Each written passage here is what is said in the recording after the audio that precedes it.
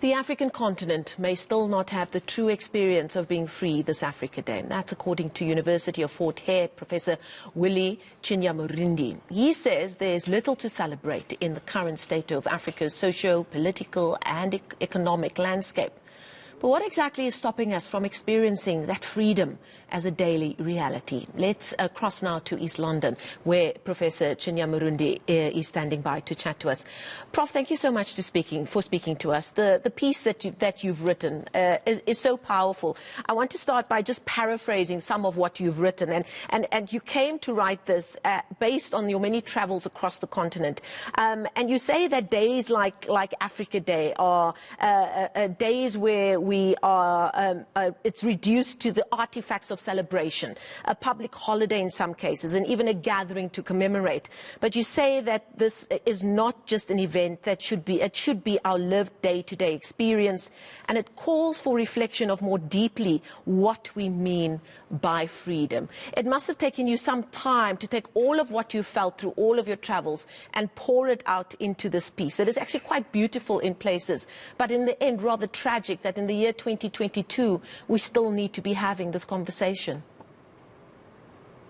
Good evening, Marcel. Yes, I was angry when I wrote that piece, and many a times at 3 a.m. in the morning I found myself walking up and down my study and thinking to say, what does this day really symbolize? And for some, the day symbolizes the artifacts and symbols of dress, language, music. We listen to our favorite African band, but they should be something deeper. And if you look at one of the founding fathers of the African Union, or the Organization of African Unity then, in 1963, Kwame Nkrumah, he would say that we cannot talk of the liberation of Ghana unless Africa is liberated. And I don't see that happening on the continent. What I see on our continent are little demons, as I say in the piece, that are making our day-to-day experiences horrific and limiting our expression of what we can be as Africans. And this should go past the pomp and the celebration that happens on a daily event such as this, to now asking sobering questions on the 26th of May until the next Africa Day to say, what exactly does freedom mean as a lived daily experience? You point to the fact that the majority of African countries having gained political freedom since 1963, of course, South Africa many years later, but yet continue in the present to be enslaved with political freedom that has no social and economic freedom. And you use a well-known line from Dickens to say that the African continent remains a tale of two cities with stark contrasts of irony right from the Cape, which is so true, all the way up to Cairo. Where have we gone wrong? Is it those of us who find ourselves in the one city have said, you know what, I'm okay, I'm free, I'm moving, I have a certain amount of economic freedom, and we've lost that. In South Africa, we'd talk about the word Ubuntu. We've lost that sense to talk, but what about those left in that other city who are yet to taste very real freedom? I think where the challenge is, it's layered in the challenges around political and economic systems. It's layered in the challenges around succession issues on the African continent, the new generation of African leaders. And it appears we are tired. The same narrative in terms of the leaders we keep on producing.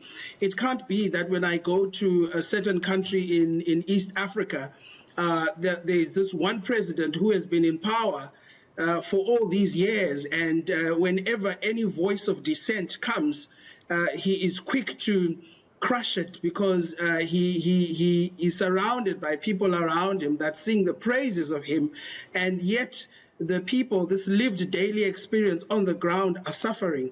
It can't be that when I leave OR Tambo and land in a country in West Africa, I literally take 4 hours to clear the airport clearance for immigration, whereas other countries on the continent and even globally are using seamless technology to be able to do that. And our challenge will have to lie in the political and economic systems that we have adopted.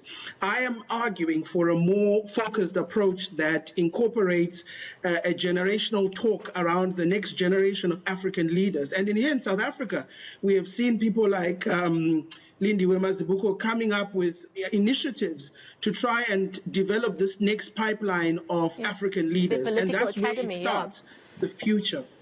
Yeah, they're doing some great work. I believe it's called the Political Academy, and they're doing amazing work preparing young leaders to take charge, which we hope they eventually do and don't disappear from the continent and get snapped up by other countries. I mean, you are the head of Department of Business Management at Fort Hare, and part of your piece very much focuses on practical issues that really could be addressed and could really make a difference immediately in those daily lived experiences as you speak of. You speak about how difficult it is to move around. We really, in certain regions, should have visas like they have the Schengen visa in Europe.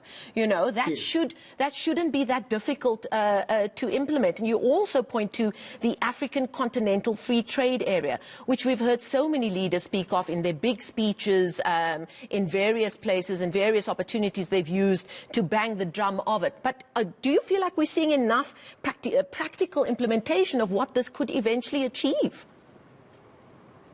I think we're seeing it in certain countries in pockets. I mean, there are case examples. I enjoyed my recent trip to the country of Rwanda, and I often challenge myself to say I don't see anything stopping me from mobilizing a group of students from our South African context in Alice, in the East London campus of the University of Fort Hare, to go and study the entrepreneurial ecosystem of Rwanda, to try and see what they are doing right, and equally the movement of students from that country to come to South Africa to be able to study some of the best practices. I mean, South Africa occupies an important position on the continent. In terms of development, South Africa represents this country which has progressed ahead of the other African countries. And the best what we could try and assist our other African countries with is to try and learn from these models that sometimes we critique a lot here as not working. But if we're complaining about stage 2 load shedding, where we lose power for about 3 hours, in some countries it's 2 days on end where they don't have power. So we must find ways of letting knowledge, pockets of excellence move across the different countries to allow for cross-pollination of ideas and to also allow for business people to be able to transact. I'll give you another example. It can't be that tea from Kenya has an easy access to the Irish market than it has on the African continent because of rules and red tape that surround our borders around the movement of products. So it goes back to my point about addressing the political and the economic systems that we are residing in. I'm about to run out of time. In fact, I have run out of time, but I just need to ask you one quick question before we let you go. We do live in the age of the internet, and they do say access to internet gives you a certain type of freedom, freedom to information, as it were. And we do have that across vast parts of Africa, putting aside that data is very expensive in South Africa, and yet we live in a time where a lot of focus, especially down here in South Africa, has been on the tension between people from South Africa and people in the communities who happen to be from other parts of the continent. Where are we getting it wrong in that regard? Are we putting too much of a focus on these flare-ups of xenophobia? Let's call it what it is. Where are we getting it wrong, and how can we steady that ship to see that social media can actually be used as a force for good? I think on one front, we must address that if I were to go in any African country, I am supposed to adhere to the rules and regulations of that particular country. And this applies to also people who come to this country who must adhere to also the rules and regulations of this country. I think you raise an important issue that we must also find ideas of finding technology to be able to drive the market systems that are on the African continent. What we need to do is a spirit of collaboration to finding niche areas that we can position as important niche areas to the livelihood and improving the daily sustenance of our people.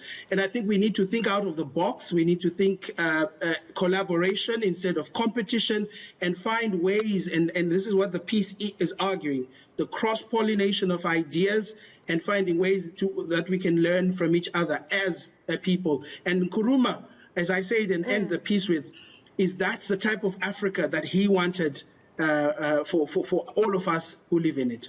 Learn from each other and learn about each other, I feel, was also an important way to put it. Thank you so much for your time. Indeed, a conversation that we need to continue to have. That the University of Fort Hare professor is the head of Department of Business Management down there in East London, Professor Willie Chinya-murindi, joining us, and we thank him for his time this evening.